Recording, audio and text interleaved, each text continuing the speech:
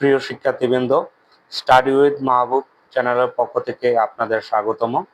এখন আমরা এইচএসসি পরীক্ষার সেটের জ্ঞানমূলক প্রশ্ন নিয়ে বিশ্লেষণ করব। এখানে কতগুলো টাইপ ভাগ করে নিলে জ্ঞানমূলক প্রশ্নগুলো কমন পড়ে যায়। তো এখানে আমরা টাইপ 1 নিয়ে আজকে কাজ করব।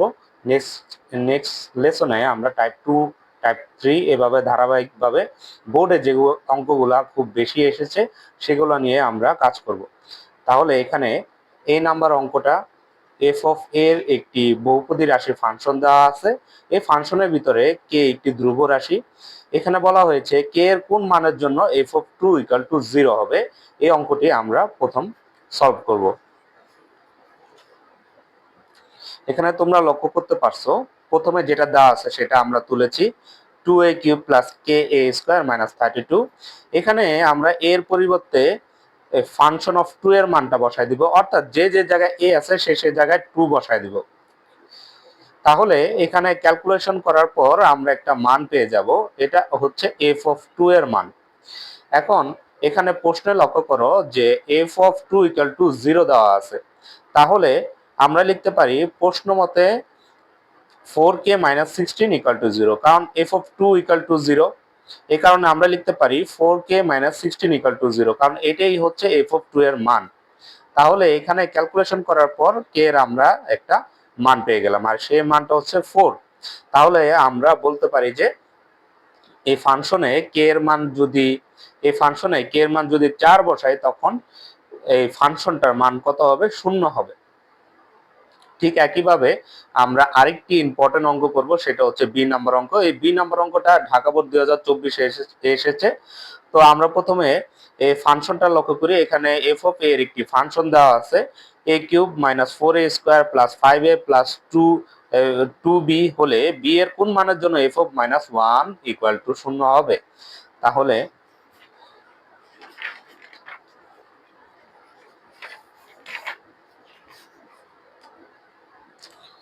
আমরা প্রথমে যেটা দেওয়া আছে ফাংশনটা তুলবো a³ minus 4a² plus 5a plus 2b।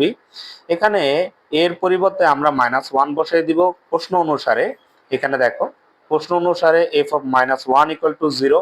এই কারণে ফাংশনে আমরা এর পরিবর্তে কি বসাই দিব? মাইনাস 1। তারপরে যে যে জায়গায় এ আছে সেই জায়গায় আমরা মাইনাস 1 বসিয়ে দিলাম। মান বসিয়ে দেওয়ার পর এখানে আমরা একটি রাশি পেলাম, সেটা হচ্ছে 2b মাইনাস 10। এখানে দেখো সবগুলা ক্যালকুলেশন করে minus 1 minus 4 minus 5 equal to minus 10 হয়, আর এখানে 2b থাকে।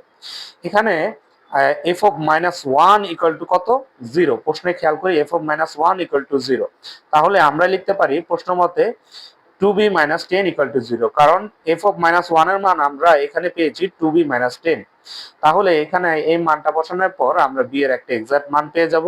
সে বি এর মানটা হচ্ছে 5। এখানে দেখো আমরা ক্যালকুলেশন করলাম মাইনাস 10 এই পাশে মাইনাস আছে, এই পাশে গেল প্লাস হয়ে গেল, 2 বি এর সাথে গুণ অবস্থা আছে, এই পাশে গেল ভাগ হয়ে গেল। সেক্ষেত্রে আমরা বি এর একটি মান পেয়ে গেলাম, অর্থাৎ বি ইকুয়াল টু 5। অর্থাৎ এই ফাংশনে বি এর মান যদি আমরা 5 বসাই তাহলে ফাংশনটির মান 0 হবে। এবার আমরা 3 নম্বর প্রশ্নটা দেখব। 3 নম্বর প্রশ্ন হচ্ছে এফ অফ ওয়াই। এখানে একটা বহুপদী রাশি দেওয়া আছে। এই বহুপদী রাশি এম হচ্ছে একটি ধ্রুবক। এখানে প্রশ্নে বলা হয়েছে এম এর কোন মানের জন্য F of minus 3 equal to 0 হবে। তাহলে এখানে আমরা প্রথমত যেটা দেওয়া আছে সেটা তুলবো, এফ অফ ওয়াই অর্থাৎ ফাংশনটি তুলবো। এরপরে এফ অফ ওয়াই এর পরিবর্তে আমরা কি বসাবো? মাইনাস 3 বসাবো। তাহলে যে যে জায়গায় ওয়াই আছে সেই জায়গায় আমরা কি বসিয়ে দিব? মাইনাস 3 বসিয়ে দিব। এগুলো বসানোর পরে আমাদের একটি রাশি চলে আসবে ক্যালকুলেশন করার পরে, সেটা হচ্ছে 9m মাইনাস 24। অর্থাৎ এফ অফ ওয়াই এর মান যখন আমরা মাইনাস 3 বসাই তখন এটার মান কত চলে আসতেছে? 9m minus 24। এখন প্রশ্ন বলছে F of minus 3 equal to 0 হবে। তাহলে আমরা এখানে প্রশ্ন মতে লিখলাম 9m মাইনাস 24 ইকুয়াল টু 0। তাহলে 9m ইকুয়াল টু 24, 9 কে এই পাশে আমরা ভাগ করে দিলাম, তাহলে m এর এক্স্যাক্টলি আমরা একটা মান পেয়ে গেলাম। তাহলে এটাই হচ্ছে সেই ধ্রুবকের মান, যেটার মান এই ফাংশনে বসালে আমার ফাংশনটির মান 0 হবে। এই m এর মানটা যখন আমরা এই ফাংশনে বসাবো তখন এই ফাংশনের মানটি আমার 0 আসবে। তাহলে এই অঙ্কগুলো খুবই গুরুত্বপূর্ণ। দেখা যাচ্ছে প্রায় ঢাকা বোর্ডে প্রতি বছরই লক্ষ্য করা যায়। তো এখান থেকে জ্ঞানমূলক প্রশ্ন আসার খুবই একটি সম্ভাবনা রয়েছে। তো আশা করি ভিডিওটি তোমাদের ভালো লেগেছে। ভিডিওটি ভালো লাগলে আমার চ্যানেলটি সাবস্ক্রাইব করবে।